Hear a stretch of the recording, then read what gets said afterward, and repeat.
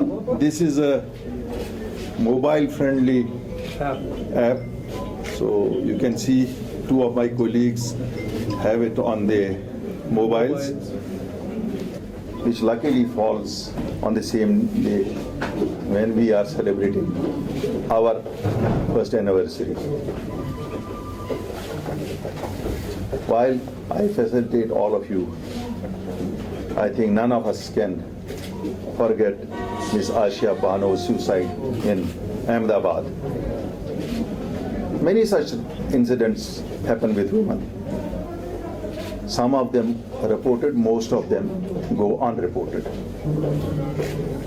And that's where we all should ponder on.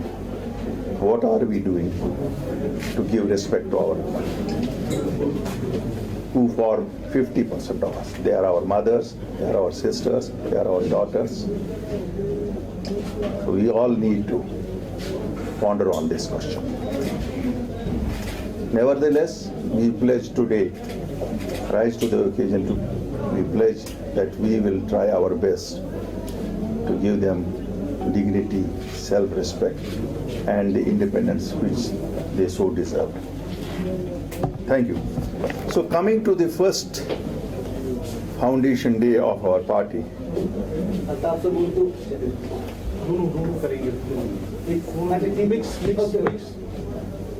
ہمارے پہلے سال کی اینیورسری آپ کو معلوم ہے 8 مارچ 2020. مختلف ناموں سے کچھ لوگوں نے کہا یہ ایک ڈرامہ ہے, کچھ لوگوں نے کہا ایک نئی سازش ہے, کچھ لوگوں نے کہا یہ ایک سیریس ایفرٹ ہے.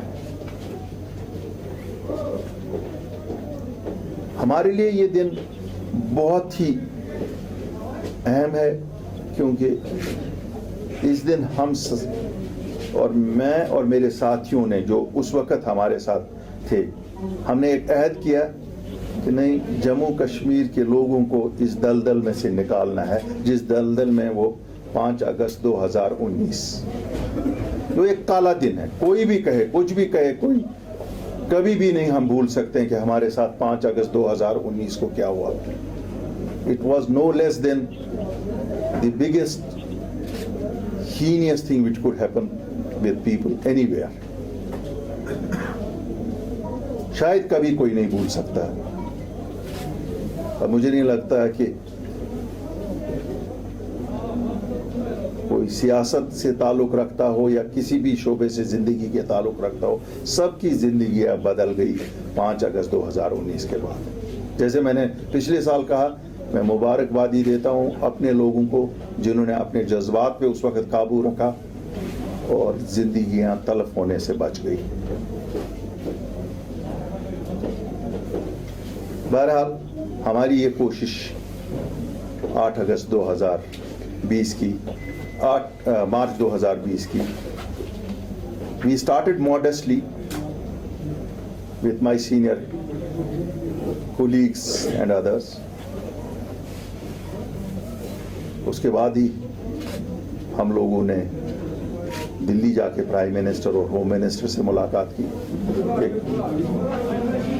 دستاویز پیش کیا جو آپ سب لوگوں کو بھی ہم نے ریلیز کیا, پریس میں بھی ریلیز کیا, اور بالکل ریلیجسلی وی فالوڈ اٹ. شاید یہ سچ ہے کہ جس طرح سے ہم چاہتے تھے ہم اس طرح سے نہیں فالو کر سکے, کیونکہ 23 مارچ کو شٹ ڈاؤن آرڈر کیا گیا پینڈیمک کرونا کی وجہ سے. مجھے لگا اللہ تعالیٰ نے جیسے ہم پہ 5 اگست کو پہلے کرونا نافذ کیا تھا, اب پوری دنیا پہ اس کے بعد نافذ ہوا. بہرحال جو کچھ بھی ہم کر سکے ان حالات میں بھی جو ہم کر سکے, we had to start from scratch. ہمیں پارٹی کا کیڈر بنانا تھا, ہمیں پارٹی کے آفیسز بنانے تھے, سب چیزیں بنانی تھی, اور لوگوں کے مسائل, سب سے زیادہ یہ تھا کہ لوگوں کے مسائل جن کے لیے ہم نکلے تھے, اور وہ مسئلے کیا تھے. اگر میں آج ریکلیکٹ کروں 370-35 آرٹیکل یہ خالی ایک نیومیریکل نمبر نہیں تھے ہمارے لیے، یہ ہمارے جذبات کی عکاسی کرتے تھے. ایسا لگتا ہے جیسے ہمارے جذبات ہم سے چھینے گئے.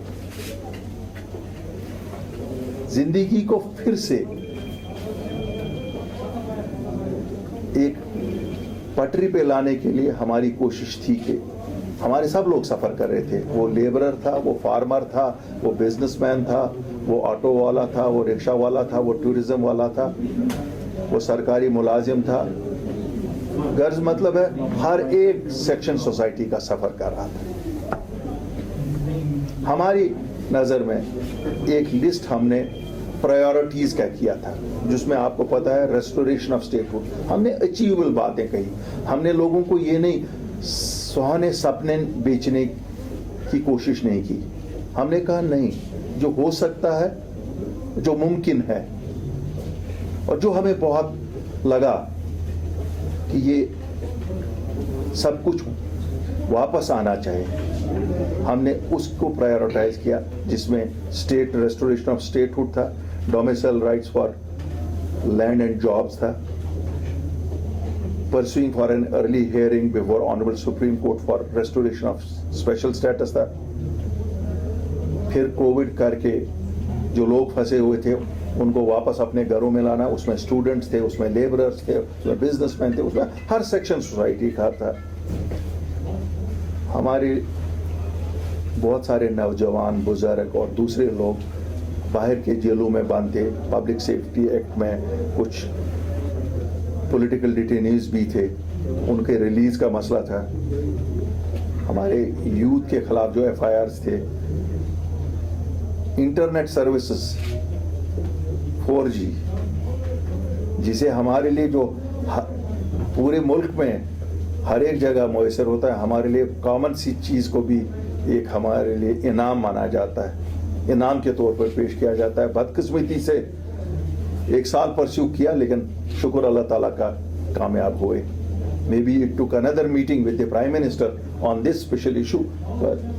اللہ کا شکر ہے، آج میں اللہ کا شکر گزار ہوں کہ ہم کر سکے. کم از کم ہمارے بچوں کو تعلیم لینے میں کچھ نہ کچھ مدد اس سے ملے گی، بزنس مینوں کو اپنے بزنس میں ملے گی، آپ لوگوں کو آپ کے پروفیشنل ڈیوٹیز میں مدد ملے گی.